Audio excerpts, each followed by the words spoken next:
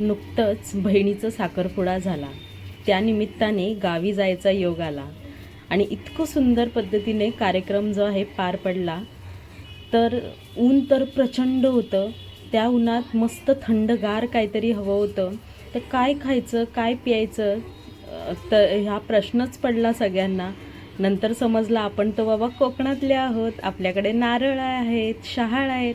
मस्त भरपूर सारे शहाळ आपण नारळ काढून घेतले झाडावरून. काकांनी मस्तपैकी शहाळ आम्हाला फोडून दिले.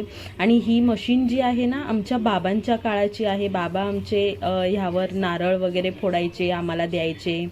आणि त्यावेळेस तर खूपच आम्ही मजा केलेली आहे. तर ही मशीन जी आहे ना, भरपूर वर्षांनी म्हणा किंवा बघितली. आणि त्याच्यानी आपण हे नारळ जे आहे फोडलेले आहेत. अशी कोकणात बहुतेकांकडे ही अशी मशीन असतेच. नारळ सोलायला कामाला येते यंत्र हे. तर त्यावर आम्ही मस्तपैकी शहाळ जे आहे सोलून घेतलं. अगदीच कोवळं नव्हतं, पण छान असं मस्त गोड आणि थंडगार होतं पाणी त्यातलं. छानपैकी बघू शकता फटाफट शहाळ जे आहे सोलून तयार होतं आणि त्याच्या आतमधलं पाणीही प्रचंड थंडगार होतं. आता हे सुख अनुभवण्यासाठी ना अक्षरशः कोकणातलाच जन्म हवा आहे.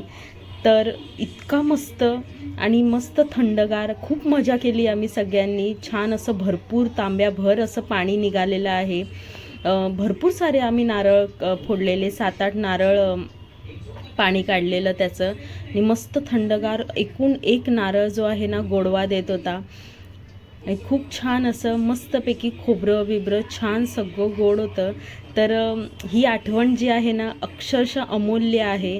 आणि पुन्हा हे क्षण कधी पाहायला भेटतील सांगता येणार नाही. म्हणून मस्तपैकी मजा करायची आहे.